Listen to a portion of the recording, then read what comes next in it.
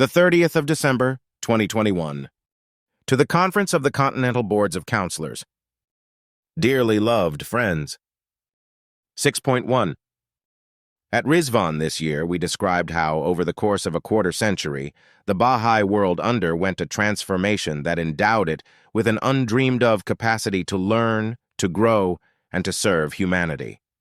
But however bright were the achievements of this period, they must be eclipsed by what is to come.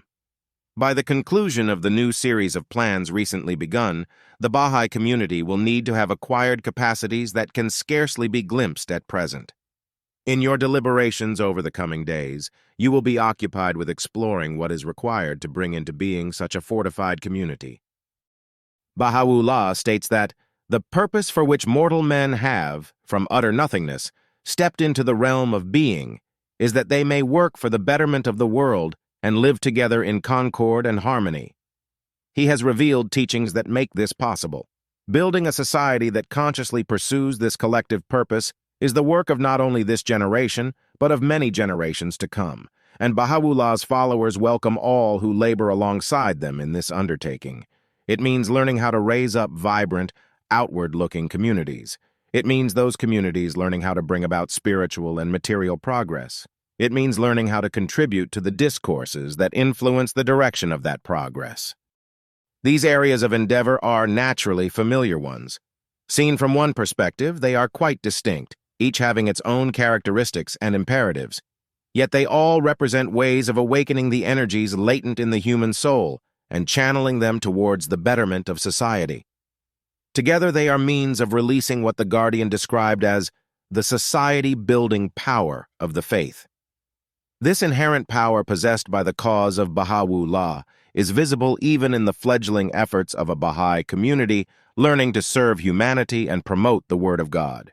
And though the world society foreshadowed in his revelation is of course far distant, communities that are earnestly learning to apply his teachings to their social reality abound. How immensely blessed are those souls who, alive to the greatness of this day and the significance of their actions, strive for the emergence of a society shaped by the divine teachings. 6.3. The series of global plans that began at Rizvan will last a full 25 years. It will carry the arc of the cause into the 3rd century of the Baha'i era and conclude at Rizvan 2046. During this period, the Baha'i world will be focused on a single aim: the release of the society-building power of the faith in ever greater measures. The pursuit of this overall aim will require a further rise in the capacity of the individual believer, the local community, and the institutions of the faith. These three constant protagonists of the plan each have a part to play, and each one has capacities and qualities that must be developed. However, each is incapable of manifesting its full potential on its own. It is by strengthening their dynamic relationships with one another that their powers are combined and multiplied. Abdul-Baha explains that the more the qualities of cooperation and mutual assistance are manifested by a people, the more will human society advance in progress and prosperity. In the faith, this principle distinguishes and shapes the interactions of individuals, institutions, and communities, and it endows the body of the cause with moral vigor and spiritual health. 6.4. The enkindled souls being raised up through the processes of the plan are seeking to gain an ever more profound understanding of Baha'u'llah's teachings, the sovereign remedy for every disease, and to apply them to the needs of their society. They are committed to the prosperity of all, recognizing that the welfare of individuals rests in the welfare of society at large. They are loyal citizens who eschew partisanship and the contest for worldly power. Instead, they are focused on transcending differences, harmonizing perspectives, and promoting the use of consultation for making decisions. They emphasize qualities and attitudes, such as trustworthiness, cooperation, and forbearance, that are building blocks of a stable social order. They champion rationality and science as essential for human progress. They advocate tolerance and understanding, and with the inherent oneness of humanity uppermost in their minds, they view everyone as a potential partner to collaborate with, and they strive to foster fellow feeling even among groups who may traditionally have been hostile to one another. They are conscious of how the forces of materialism are at work around them, and their eyes are wide open to the many injustices that persist in the world. Yet they are equally clear-sighted about the creative power of unity and humanity's capacity for altruism. They see the power that true religion possesses to transform hearts and overcome distrust. And so, with confidence in what the future holds, they labor to cultivate the conditions in which progress can occur. They share their beliefs liberally with others, remaining respectful of the freedom of conscience of every soul, and they never impose their own standards on anyone. And while they would not pretend to have discovered all the answers, they are clear about what they have learned and what they still need to learn. Their efforts advance to the alternating rhythm of action and reflection. Setbacks leave them unfazed. In places where growing numbers are helping to build communities of this character, the power of the cause to transform people's social existence, as well as their inner lives, is becoming increasingly visible. Earnest pursuit of the plan's central aim will, we are sure, cause many such communities to emerge. The movement of clusters. 6.5. A greater expression of the society-building power of the faith requires, first and foremost, still further advances in the process of entry by troops in every part of the world. The essentially spiritual undertakings of diffusing the light of Baha'u'llah's revelation ever more widely and extending the roots of his faith ever more deeply into the soil of society have measurable outcomes. The number of clusters where a program of growth has been initiated and the degree of intensity that each has reached. The means now exist for a swift advance in relation to both measures. The goal that the community of the greatest name must aspire to fulfill during the current series of global plans is to establish intensive programs of growth in all the clusters in the world. This formidable objective implies a broadening and intensification of activity on a scale never witnessed. Rapid progress towards this goal must be achieved in the course of the 9-year plan. 6.6. As a preliminary step, we ask that you assist national spiritual assemblies and regional Baha'i councils to determine whether their schemes for dividing their territories into clusters would benefit from any adjustments. As you know, a cluster defines an area where the activities of the plan can be stimulated in a manageable and sustainable way. Over the last 21 years, much has been learned about the size of cluster that is manageable in different contexts and in different parts of the world. In some countries, modifications have already begun to be considered, occasioned by the effects of growth. In many instances, this reassessment will not lead to any change, but in some it will result in a cluster being divided or reduced in size, and occasionally a cluster might become larger. Areas that are sparsely populated owing to the natural terrain may be excluded from the clustering scheme. Of course, any believers who reside in such places would adopt as many elements of the framework for action as are applicable to their circumstances. 6.7. The movement of clusters along a continuum of development will remain the basic model for the expansion and consolidation of the community. The features of the developmental path that should be followed, and in particular the first, second, and third milestones that mark progress along the way, are already well known to the friends from our previous messages and from their own experience, and we feel no need to reiterate what we have stated before. By the close of the 1-year plan, we anticipate that programs of growth will be underway in over 6,000 clusters, that in close to 5,000 of these the second milestone will have been passed, and that in 1,300 of these the believers will have advanced further. These figures must climb considerably over the coming 9 years. Once any adjustments to the clustering scheme in each country have been determined, we ask that you work with national assemblies and regional councils to forecast the numbers of clusters where progress could be made past the first, second, and third milestones, respectively, during the plan. It should be borne in mind that these are only intended to be well-informed estimates. They can be refined later as necessary, and need not be labored over at length. As such, we request that the results of these assessments be sent to the Baha'i World Center by Nowruz.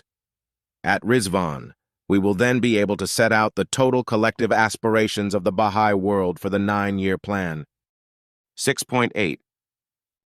We are conscious that there are some regions and countries where the faith remains at an early point of development, And there is a pressing need to ensure that what the Baha'i world has learned about accelerating the growth process benefits these places as well. One important lesson that has become clear is the immense value, to a region, of a cluster where the third milestone has been passed. Once the friends in a given cluster have developed the range of capacities that such progress implies, and the means to disseminate insights and share experience about community-building endeavors are in place, then a swift acceleration of the work of expansion and consolidation in surrounding clusters becomes possible. With this in mind, it is imperative that during the 9-year plan, the process of growth reach this level of intensity in at least one cluster in every country and every region. This constitutes one of the plan's chief objectives, and it will call for the concentrated effort of many a consecrated soul. The International Teaching Center is ready to work with you to implement several strategies to bring this about. Foremost among these will be the deployment of teams of international and homefront pioneers who are familiar with the framework for action and are prepared to dedicate significant amounts of time and energy to serving the cause over a number of years. You will need to impress upon national spiritual assemblies and regional Baha'i councils the urgency of encouraging believers who, following in the footsteps of so many heroic souls of the past, can arise to ensure that the light of the faith shines bright in every territory. We look in particular to countries, regions, and clusters where strength and experience have accumulated to generate a flow of pioneers to places where help is needed, and also to provide support by other means. This flow of support is one more way in which the spirit of collaboration and mutual assistance, so essential for progress, manifests itself in systematic action. 6.9. The accomplishments of the previous series of plans, particularly the last 5-year plan, could not have occurred without a tremendous advance in the teaching work. An important dimension of this work is the capacity to engage in conversations on spiritual themes, a capacity which was explored in our message to your 2015 conference, where we described how it is developed through participation in institute courses and by gaining practical experience. It is evident that the pattern of activity unfolding at the grassroots opens up a variety of settings in which receptive souls, sometimes whole families or peer groups, can take part in meaningful conversations which awaken interest in the vision of the faith and the person of Baha'u'llah. Over time, many such souls begin to identify themselves with the Baha'i community, especially as they gain the confidence to participate in community life through service. Of course, the community welcomes any degree of association that a person would like to maintain, great or small. Yet to recognize Baha'u'llah as a manifestation of God and accept the privileges and responsibilities that are uniquely associated with membership in the Baha'i community is a singular moment in a person's spiritual development, quite distinct from regular involvement in Baha'i activities or voicing support for Baha'i principles. Experience has shown that the environment created by community-building endeavors in a locality enables anyone who wishes to take this step to do so with relative ease. Wherever these endeavors are underway, it is important for the friends to remain mindful that the doors of the faith are wide open and to give encouragement to those who stand at the threshold. And in areas where such endeavors have been well established for some time, many believers are discovering that a vibrant, expanding pattern of activity can naturally lead to families, groups of friends, and even clusters of households being ready to enter the cause. For in spaces where the possibility of joining the community can be discussed openly and inclusively among those who share a sense of collective identity, souls can more easily feel emboldened to take this step together. Baha'i institutions, especially local spiritual assemblies, must adopt a mindset that allows for such developments and ensure that any obstacles are removed. 6.10. We ask you and your auxiliaries to help the believers, wherever they reside, reflect periodically on effective ways of teaching the faith in their surroundings, and to fan within their hearts a passion for teaching that will attract the confirmations of the divine kingdom. Souls who have been given the blessing of faith have a natural wish to share this gift through conversations with relatives, friends, classmates, co-workers, and those previously unmet, seeking in every place and at every moment a hearing ear. Different settings and circumstances lend themselves to different approaches, and the friends should be occupied in an ongoing process of learning about what is most effective in the place where they are. Learning from the most advanced clusters. 6.11. 6 years ago, we described for you the characteristics of a cluster where the friends have passed the third milestone along the continuum of growth. To have come this far implies intense activity occurring in specific neighborhoods or villages, but also concerted effort being made by the generality of the believers living across the cluster. In other words, a rising spirit of universal participation in the work of community building. In practice, this means the mobilization of a sizable number of Baha'is who are creatively and intelligently applying the plan's framework for action to the reality of their own circumstances wherever in the cluster they live. It entails families and individual believers working together and making a conscious decision to see themselves as belonging to an expanding nucleus. Such groups of friends set about widening the circle of participation in their activities by engaging with the networks to which they belong, networks created through a place of work or study, a local school, or a community hub of another kind, and by accompanying others who arise to serve alongside them. These efforts have tremendous merit. Even when a cluster contains a number of flourishing centers of intense activity, efforts being made across the rest of the cluster might still represent a large proportion of all the activity that is occurring. We also acknowledge in this connection the steps being taken in some clusters to systematically reach out to a specific population that has shown receptivity to the faith but is dispersed throughout the cluster. This can be seen as a specialized form of community building work, and one which continues to show great promise. As participation in the work of the plan in all its forms increases, many opportunities emerge for the friends to learn from each other's experience and to kindle within one another the joy of teaching. 6.12. Of course, the work undertaken in receptive neighborhoods and villages has been a special focus of attention in recent years. As the inhabitants of such locations begin to participate in Baha'i activities in large numbers, more consideration needs to be given to coordination in order to cope with the inherent complexity involved. Within each center of intense activity, collaborative arrangements emerge among groups of families who organize community-building activities among themselves with a view to widening the embrace of such activities to many nearby households. An informal network of friends provides encouragement and support to the endeavors underway. The character of daily life in such places is adapting to the rise of a culture in which worship and service are cherished activities involving many people at once. Uplifting, well-prepared community gatherings, extending in some cases to camps and festivals, occur with increasing frequency, and music and song feature prominently on such occasions. Indeed, the arts as a whole, so integral a part of the development of a community from the start, stand out in such settings as an important means of generating joy, strengthening bonds of unity, disseminating knowledge, and consolidating understanding, as well as of acquainting those in the wider society with the principles of the cause.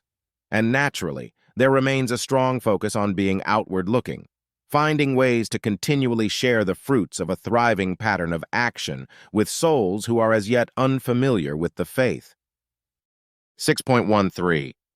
Amid all this, we have observed a specific heartening phenomenon, whose early glimpses we described in our message to your 2015 conference as representing a new frontier. Although learning how to embrace large numbers is a characteristic of any cluster where the third milestone has been passed, the focus of the friends necessarily begins to broaden as they approach a point where a significant proportion of the population of a particular area is taking part in community-building activities. This might be true for only a specific residential area in a cluster, or for several such areas, or for a single village. Other parts of the cluster might not yet share the same reality. But in such locations, the thoughts of the friends laboring at the grassroots are increasingly occupied with the progress and well-being of everyone dwelling in the vicinity. Baha'i institutions feel more keenly their responsibility for the spiritual education of an entire generation of children and junior youth, most or even all of whom might already be engaged in community activities. Local spiritual assemblies strengthen their relationships with authorities and local leaders, even entering into formal collaborations, and growing attention is given to the multiplying initiatives of social action arising from groups of junior youth, women, families, or others who are responding to the needs around them. The sheer level and variety of activity requires auxiliary board members to appoint multiple assistants to serve a single village or neighborhood. Each assistant might follow one or more lines of action, offering counsel and support as necessary, and lending momentum to the processes in motion. 6.14. In places where the activities of the plan have reached such a degree of prevalence, the inhabitants now possess a substantially increased capacity to steer the course of their own development, and the institutions and agencies of the faith there now have an expanded vision of their responsibilities. Of course, these responsibilities still include having robust systems in place to continually build capacity and support those taking initiative. But the advancement of the community depends, to a greater extent than before, on local institutions and agencies being conscious of the social forces at work in the environment and acting to preserve the integrity of the community's many endeavors. Meanwhile, the relationship of the Baha'i community to the surrounding society undergoes profound change. As represented by its formal structures of administration and informal collaborative arrangements, the Baha'i community has become a highly visible protagonist in society in its own right, one that is ready to shoulder important responsibilities and intensify a broad, collective process of learning about spiritual and material progress. At the same time, as the wider society embraces many aspects of Baha'i community life and imbibes its unifying spirit, the dynamics thus created allow diverse groups to come together in a combined movement inspired by Baha'u'llah's vision of the oneness of humanity. To date, the number of places where a Baha'i pattern of community life has attained such prevalence is modest, yet it is growing. Here is witnessed a release of the society-building power of the faith unlike anything that has been seen before. 6.15. Naturally, prevalence of Baha'i activity on this scale is not a prospect everywhere. It is necessary to appreciate the difference that is made by the conditions in a cluster or in parts of a cluster, and by the characteristics of a people, that is, by the reality of circumstances. Accordingly, the ways in which the society-building power of the faith will find expression in different settings will vary. But regardless of the extent to which Baha'i community life embraces those who reside in a particular area, regardless even of the intensity of a program of growth in a cluster or the level of activity in a neighborhood or village, the challenge facing the friends serving at the grassroots is essentially the same in every place. They must be able to read their own reality and ask what, in light of the possibilities and requirements at hand, would be fitting objectives to pursue in the coming cycle or series of cycles. You and your auxiliaries are ideally placed to put this question and to ensure that appropriate strategies are identified. Much can be learned from the experience of the friends in similar clusters, for a community that is a step further along the same path can provide valuable insights about the goal to strive for next. As the friends ponder what is before them, they will readily see that for every community there is a goal in reach, and for every goal a path to reach it. Looking ahead on this path, might we not perceive Baha'u'llah himself, the reins of humanity's affairs in one hand, his other beckoning all to hasten, contributing to social transformation. 6.16. The revelation of Baha'u'llah is concerned with the transformation of both humanity's inner life and social environment. A letter written on behalf of Shoghi Effendi describes how the social environment provides the atmosphere in which souls can grow spiritually and reflect in full the light of God, shining through the revelation. A clear sign that the society-building power of the cause is being released in a cluster is that efforts are being made by a growing band of its inhabitants, inspired by the teachings of the faith, to help improve the spiritual character and social conditions of the wider community to which they belong. The contribution made by Baha'is is distinguished by its focus on building capacity for service. It is an approach founded on faith in the ability of a population to become the protagonists of their own development. 6.17. As the intensity of community-building work in a cluster increases, the friends there inevitably become more conscious of social, economic, or cultural barriers that are impeding people's spiritual and material progress. Children and junior youth lacking support in their education, pressures on girls resulting from traditional customs related to early marriage, families needing help with navigating unfamiliar systems of healthcare, a village struggling for want of some basic necessity, or long-standing prejudices arising from a legacy of hostility between different groups. When a Baha'i community's efforts in the field of expansion and consolidation bring it into contact with these situations and many others, it will be drawn to respond to such realities as its circumstances permit. In reflecting on such situations, it becomes evident that, within clusters, expansion and consolidation, social action, and contributing to prevalent discourses are dimensions of a single, unified, outward-looking endeavor carried out at the grassroots of society. All these efforts are pursued according to a common framework for action, and this above all else brings coherence to the overall pattern of activity. 6.18. The initial stirrings of grassroots social action begin to be seen in a cluster as the availability of human resources increases and capacity for a wider range of tasks develops. Villages have proven to be notably fertile ground from which social action initiatives have emerged and been sustained, but in urban settings too, friends living there have succeeded in carrying out activities and projects suited to the social environment, at times by working with local schools, agencies of civil society, or even government bodies. Social action is being undertaken in a number of important fields, including the environment, agriculture, health, the arts, and particularly education. Over the course of the 9-year plan, and especially as the study of specific institute courses stimulates greater activity in this area, we expect to see a proliferation of formal and informal efforts to promote the social and economic development of a people. Some of these community-based initiatives will require basic administrative structures to sustain their work. Where conditions are propitious, local spiritual assemblies will need to be encouraged to learn how best to cultivate new, fledgling initiatives and to foster efforts that show promise. In some cases, the needs associated with a particular field of endeavor will warrant the establishment of a Baha'i-inspired organization, and we anticipate the appearance of more such organizations during the coming plan.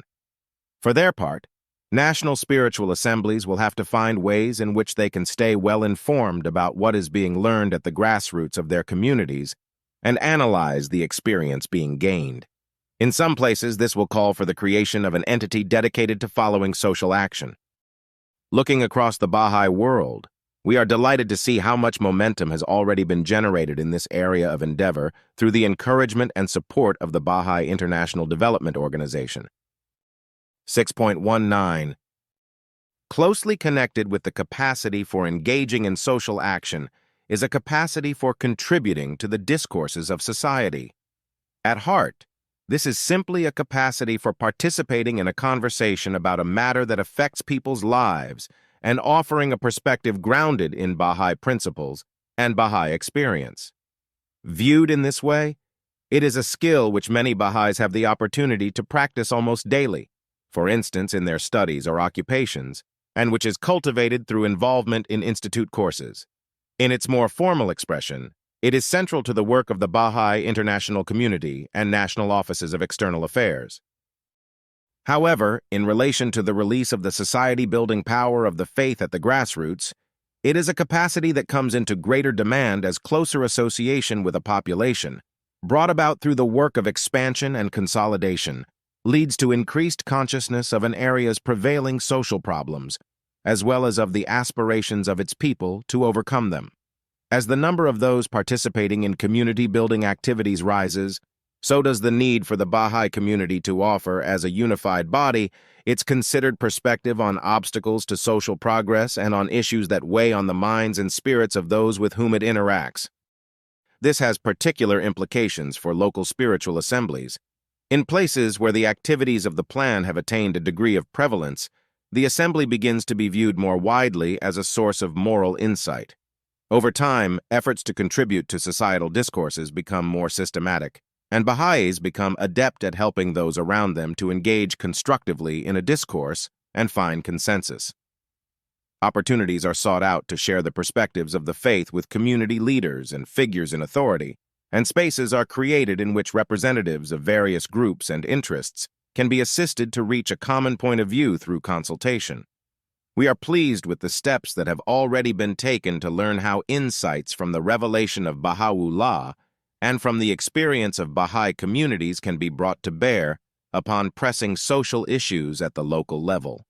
Much more is sure to be learned in this regard during the 9-year plan. 6.20. We wish to stress that, historically and now, social action and efforts to participate in the prevalent discourses of society have emerged not only in the context of growth, but also as a result of individual Baha'is striving to contribute to society's progress in ways available to them.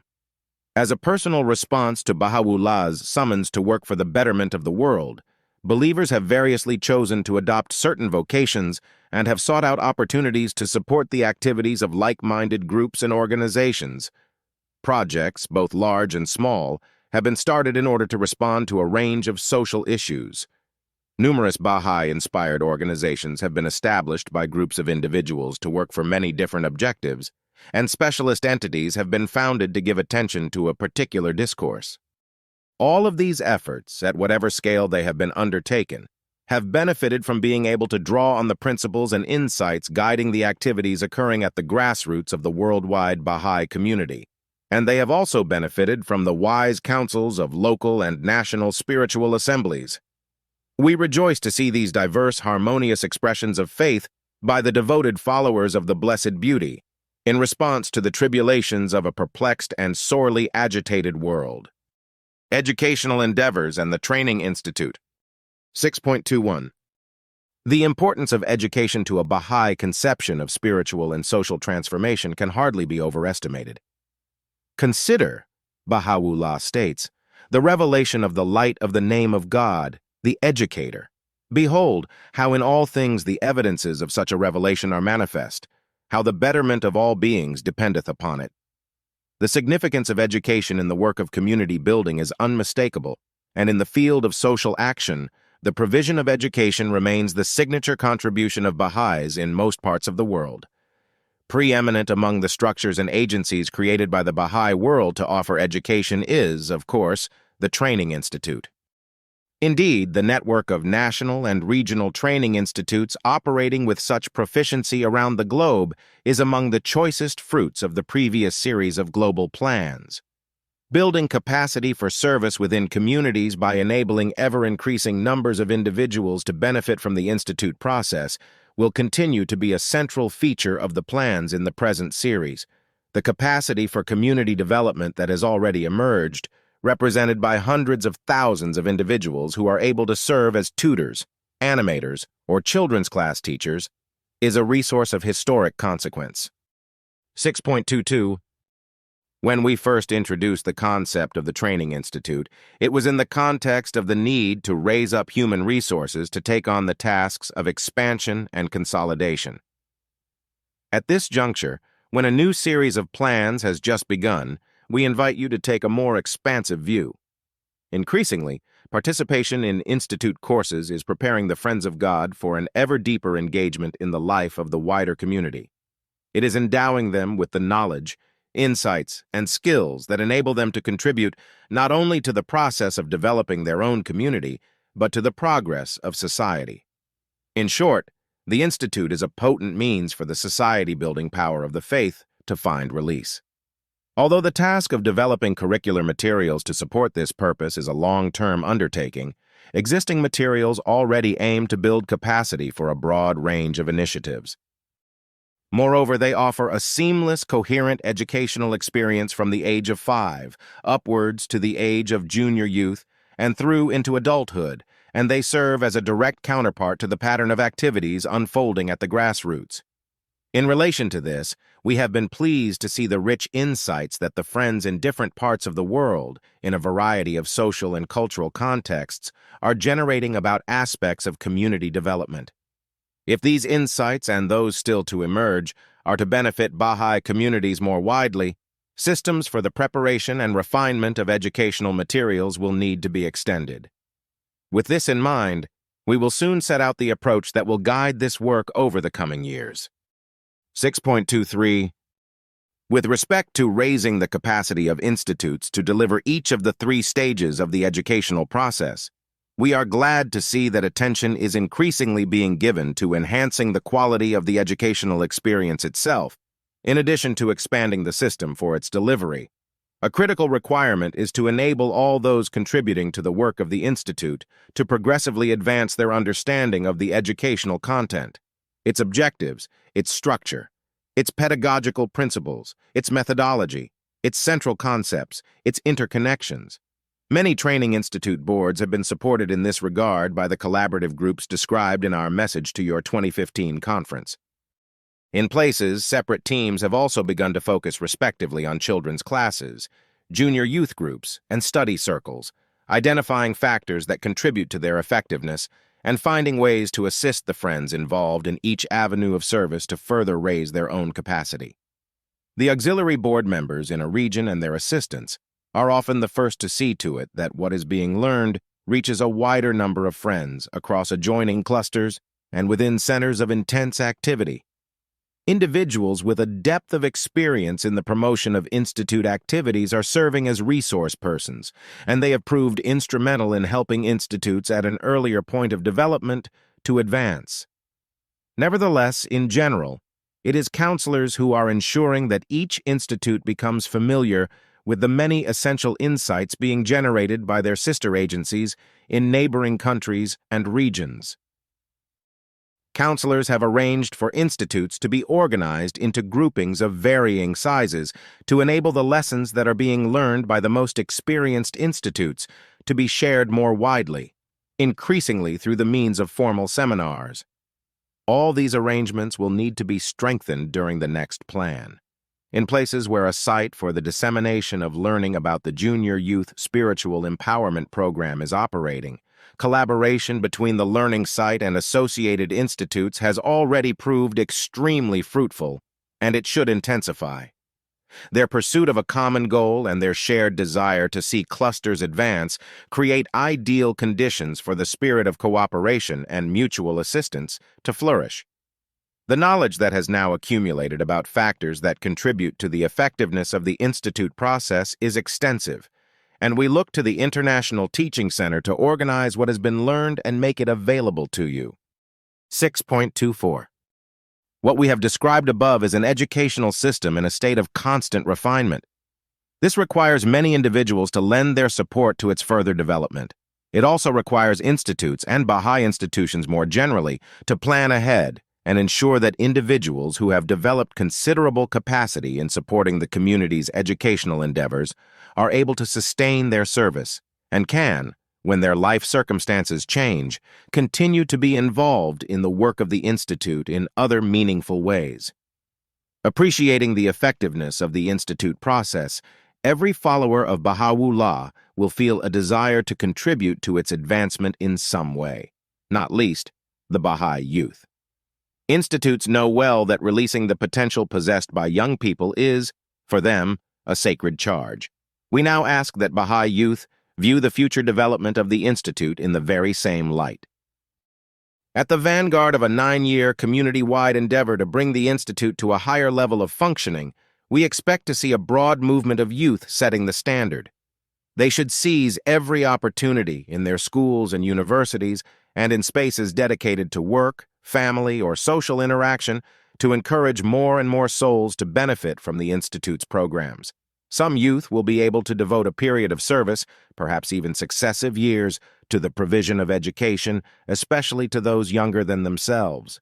For many, support for the Institute's activities will be an ever-present dimension of their lives throughout their own education and as they seek a livelihood from their calling in this world.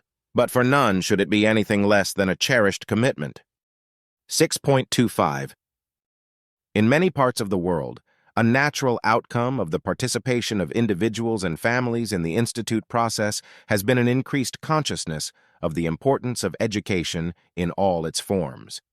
Friends serving as children's class teachers take a keen interest in the broad educational development of those they teach, while friends serving as tutors and animators are naturally concerned with the extent to which those approaching or entering adulthood, girls and boys alike, can access and benefit from education of many kinds. not limited to the courses offered by the institute itself. For instance, they can encourage young people to look towards apprenticeships or university studies.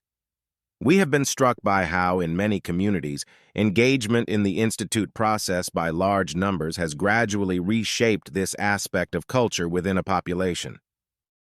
The institutions of the faith will need to take responsibility for ensuring that, as consciousness is raised in this way, the noble aspirations that arise in young people as a result, aspirations to acquire the education and training that will allow them to offer a lifetime of meaningful service to their society, can be fulfilled.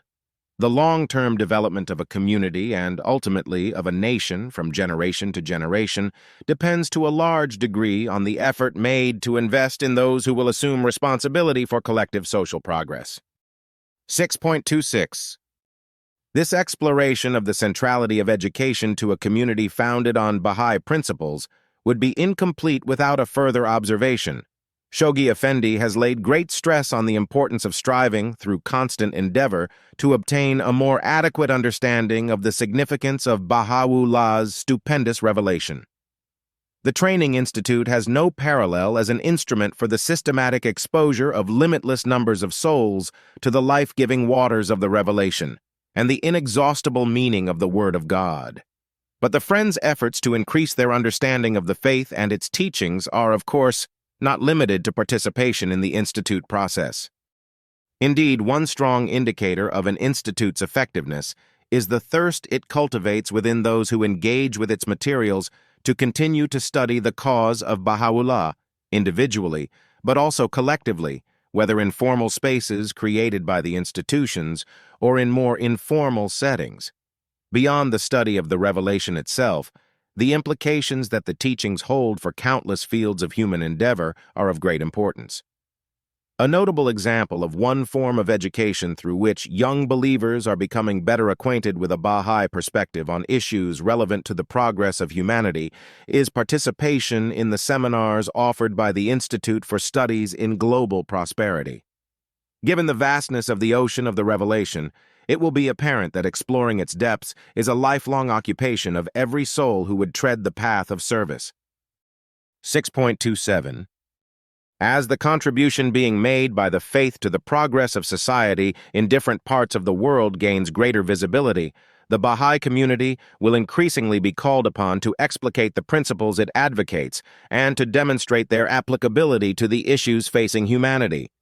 The more the intellectual life of a community blossoms and thrives, the greater its capacity to answer this call. It will be up to the followers of Baha'u'llah to provide, in the world of ideas, the intellectual rigor and clarity of thought to match their commitment to spiritual and material progress in the world of deeds. Raising capacity for administration at all levels. 6.28. 80 years ago, a letter written on behalf of The Guardian described Baha'i administration as the first shaping of what in future will come to be the social life and laws of community living. Today, at the beginning of the second century of the formative age, the shape of Baha'i administration has developed considerably, and its continued development will be essential for the release of the society-building power of the faith. 6.29. The administration of the faith at the grassroots is, of course, intimately connected with the development of local spiritual assemblies. These nascent houses of justice are described by Shoghi Effendi as the chief sinews of Baha'i society, as well as the ultimate foundation of its administrative structure, and he greatly emphasizes the importance of their formation. In 1995, we called for the reinstitution of the practice that required all local assemblies, including those being newly formed, to be elected on the first day of Rizvan, rather than at any other time of year. This development was related to the fact that, while believers from outside a locality could assist with the electoral process, the primary responsibility for electing any assembly and maintaining its operations rests with the Baha'is of that place. Much depends on their readiness for undertaking administrative activity. It has been seen in recent years how a sense of Baha'i identity can gradually gain strength in an area as a pattern of action grounded in the teachings becomes established among individuals and families living there.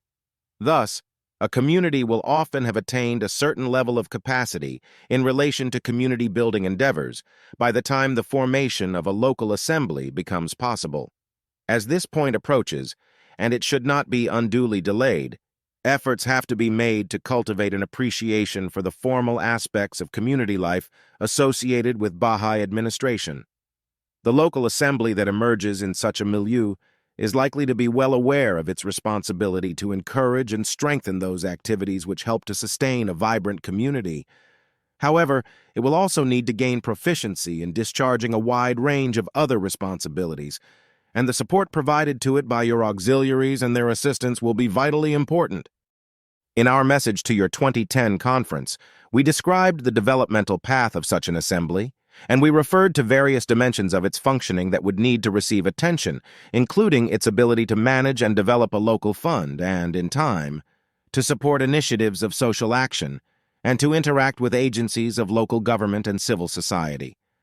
The benefits that accrue to a community being served by such an assembly need no elaboration. 6.30. In your interactions with national spiritual assemblies and regional Baha'i councils, we ask that you devote attention to the matter of establishing local spiritual assemblies and consolidating their operations, especially in areas where this aspect of growth may have received less emphasis. We anticipate this will contribute to a rapid rise in the number of local assemblies formed year on year. In some countries, your consultations will need to include consideration of whether in rural areas existing arrangements for defining the boundaries of each locality are adequate. 6.31. One compelling insight which has emerged is that the extent to which the station and leadership of a local assembly is recognized in a community is related to how deeply the believers appreciate the sacredness of the electoral process and their duty to participate in it, in an atmosphere wholly free from the taint of suasion or worldly attitudes about power. As consciousness is raised in a community about the spiritual principles underlying Baha'i elections, a new conception is formed of what it means for someone to be called to serve on an institution. An understanding grows of how the individual, the community, and the local assembly and its agencies relate to one another. Where systematic effort has been made to stimulate conversations in a community about the formation of the local assembly and its purpose, and to sustain those conversations year after year, the strength of the elected body and the dynamism of community life reinforce each other. 6.32. This reciprocal effect has been especially noticeable over the last 2 years in places where we have approved the adoption of a 2-stage electoral process for a local spiritual assembly, an approach which traces its origins to instructions given by Abdul Baha to the Spiritual Assembly of Tehran. 22 local assemblies, spread over 8 countries, have already begun to be elected by this method during this period.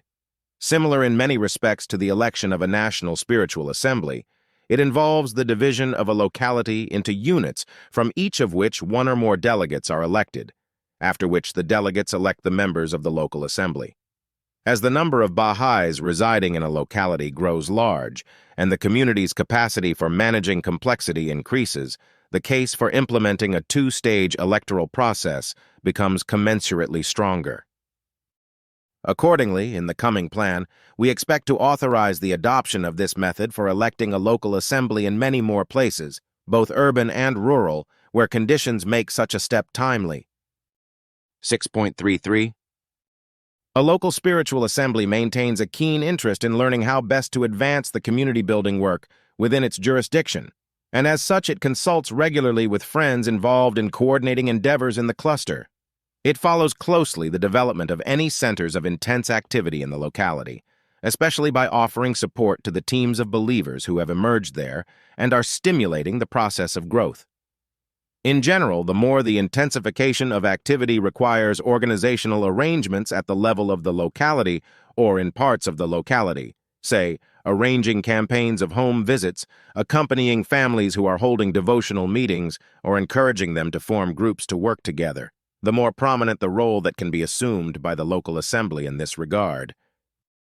In localities where large numbers are being welcomed into the embrace of Baha'i activities, and where the complexity of an assembly's work and manifold responsibilities is increasing, The Assembly sometimes finds that its secretary needs to be supported by a staffed office, and eventually the need for a befitting local Haziratul Quds becomes more pressing. 6.34. As local assemblies begin to take on a greater and greater share of responsibility for nurturing the development of the community, institutions at the regional and national levels must become more systematic in their efforts to support them. We have been pleased to see this need being addressed in methodical ways, for instance by national assemblies or regional councils convening periodic meetings with the secretaries and other officers of local assemblies to consult about the unfoldment of specific lines of action. 6.35. Where a regional council has developed an enhanced capacity for administration, including an ability to provide appropriate kinds of support to many clusters at once, this has been conducive to the accelerated progress of the whole region. Our message to your 2015 conference indicated that in smaller countries where the establishment of regional councils is not required, a formal structure would need to emerge at the national level, which would be charged with helping clusters to advance. We ask that, in countries where this has not yet occurred, you now consult with national assemblies about the steps that can be taken to appoint that formal structure, namely, a National Growth Committee with 3, 5, or 7 members. The National Assembly will need to give this agency the necessary latitude to foster the movement of clusters, drawing relevant insights from what has been learned about regional councils in this regard. Its responsibilities can include appointing area teaching committees and encouraging them in their plans, arranging for the deployment of homefront pioneers, supporting teaching projects, and distributing core literature. The committee will benefit from being able to collaborate closely with the Training Institute, itself an agency of the National Assembly, and with the auxiliary board members serving the country, and it will also be able to communicate directly with the relevant counselor. While a National Assembly will naturally wish to maintain an ongoing familiarity with the work of the committee and provide it with guidance, support, and encouragement, creating an entity that is wholly occupied with promoting growth should enable an assembly to give greater attention to other important matters. In countries where councils have not been formed but could be established eventually, a National Growth Committee should also be appointed at this time. 6.36. As the spiritual energies released by earnest pursuit of the plan surge, they meet resistance from the countervailing forces that hold humanity back from attaining full maturity. In the face of such forces, the vitality of the various lines of action being followed at the local level needs to be preserved and fortified. This critical responsibility is of special relevance to the members of the 2 auxiliary boards, whose numerous demanding duties keep them closely connected to conditions at the grassroots and alert to anything that might affect the spirit of a community. Across different cultures and social environments, they must assist the friends to face different kinds of challenges, to help previously antagonistic groups find unity through pursuit of a common goal, to learn to put aside inherited customs and attitudes that belong to humanity's period of adolescence, and to overcome prejudices of all kinds, to guard against any tendency to view matters with cynicism or an eye for faults, and instead sustain an eager and constructive outlook, to put the equality of women and men into practice, to cast off inertia and apathy through the exercise of individual initiative, to put one's support of plans for collective action before feelings of personal preference, to harness the power of modern technologies without succumbing to their potentially enervating effects, to prize the sweetness of teaching the faith and the joy of serving humankind above worldly interests, to reject the opiate of consumerism, to turn away from materialist ideologies and the worldviews they aggressively promote, and fix one's gaze upon the bright beacon that is the laws and principles of God. These, and many more besides, constitute a formidable set of responsibilities for the company of the faithful to fulfill as they navigate what are sure to be tumultuous years in the life of humanity. Your auxiliaries, who have so creditably acquitted themselves in advancing the process of entry by troops, must be equal to all such challenges whenever and wherever they arise.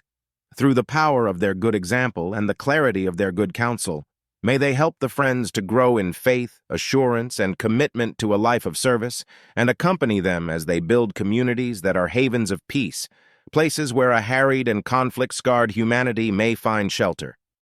6.37. Over the last series of plans, the community's capacity to maintain focus on the faith's most pressing needs emerged as one of its most important strengths.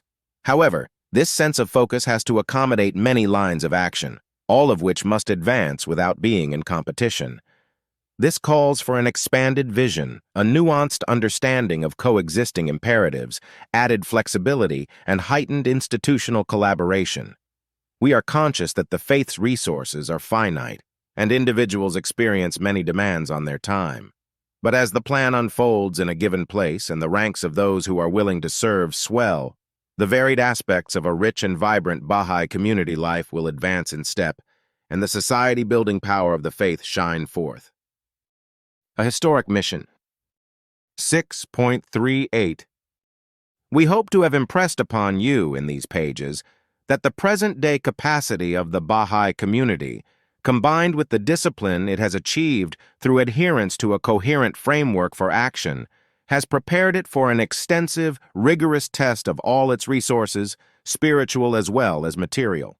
The plan that will shortly commence, the first major undertaking in a sacred 25-year venture, generational in its scope and significance, will make demands of the individual believer, the community, and the institutions reminiscent of the demands that the Guardian made of the Baha'i world at the outset of the 10-year crusade.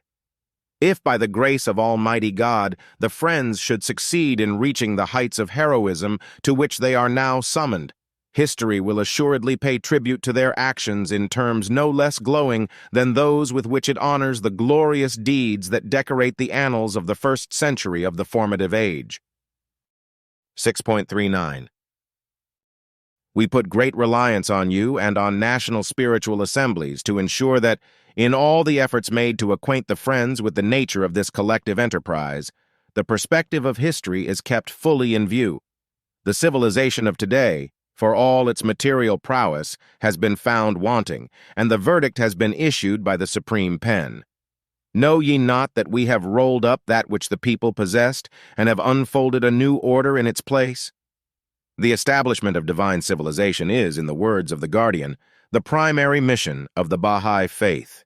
It is to be built upon the most foundational qualities, ones for which the world stands in great need: unity, trustworthiness, mutual support, collaboration, fellow-feeling, selflessness, commitment to truth, a sense of responsibility, a thirst to learn, the love of an all-embracing heart. 6.40. How we long to see humanity illumined with the love of its Lord, how we long to hear his praise on every tongue. Knowing the ardency of our wish, you know then the emotion with which, when we lay our heads upon the most holy threshold, we implore Baha'u'llah to make you, and all who cherish his precious faith, ever more perfect channels of his ineffable grace. The Universal House of Justice.